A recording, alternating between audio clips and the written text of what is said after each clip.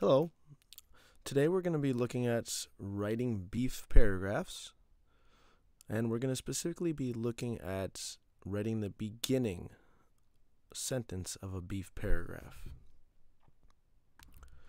For those who don't know, when we talk about a beef paragraph consists of first the beginning sentence, that's the first sentence of that paragraph, an evidence sentence, which is the second sentence, an explanation or explain sentence, which is the third sentence, and lastly, a finish sentence, which is the last sentence. So once you get through all of those, you have a 4-sentence paragraph that is pretty concise and has most of your key ideas and cites evidence the way you would want to if you're composing your paragraph. Again, today we're going to just look at the beginning or the first sentence of our beef paragraph. Again, if we're thinking about beef, that's the B in beef. So to start out, the purpose of your beginning sentence is to introduce your topic or your answer.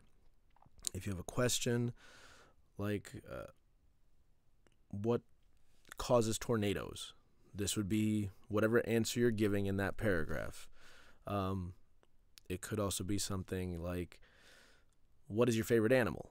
And then you'd write, my favorite animal is this. So that's your beginning sentence, just giving the answer very simply and clearly. Now, there's 2 things when you give that beginning sentence that you need to remember. First thing, how do you write it? Well, remember, you need to answer the question with a sentence, a full sentence, not just one word.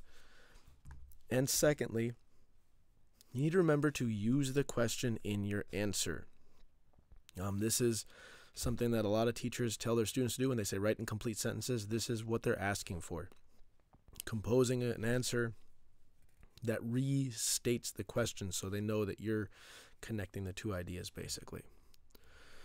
So now I'm going to go over how to go ahead and do that. The book I'm going to use here is called Let's Visit the Rainforest. So we'll be looking at this example book, just an excerpt from it as we go.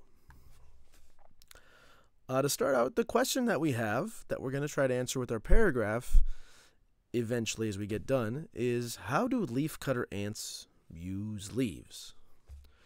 Now, eventually, when we get through this series, we're going to have a whole paragraph completed, but today we're just going to do the beginning sentence to answer that question and start our paragraph off in a clear way. So again, the question is, how do leafcutter ants use leaves? If I were the person who is trying to answer this, the first thing I need to do is, of course, read the book. I can't stress that enough. I don't know how many times I've seen students who don't read the book. Please, read the book first. Then you can answer the question. Don't just skim through and try and find it. Read through the book and try and get an understanding of that content first. So as I was reading through, I went through and I found this page and I said, ooh, there's my leafcutter ants. Now, there might be more information later in the book, but for this, it's mostly on this one page. So as I look through this, I kind of found a couple key ideas here. I found that the ants carry leaves. Well, that touches on the leaves part. They were talking about leaves. Also, fungus grows on the leaves. So they're talking more and more about the leaves, which is important because the question is, how do they use leaves?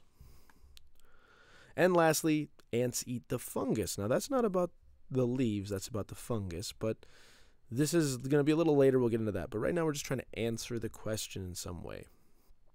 And so if we're reading that correctly, it looks like the ants will cut the leaves, carry them, and then they let some fungus grow on it, and they eat the fungus. So they basically use the leaves to cultivate food, like a farm almost, it seems to me.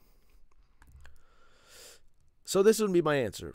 Leafcutter ants use leaves to make food. I think that's pretty straightforward, pretty simple. Notice when I do this, I'm not just copying directly from the book. I don't want to ever do that. That is called plagiarism. I want to paraphrase.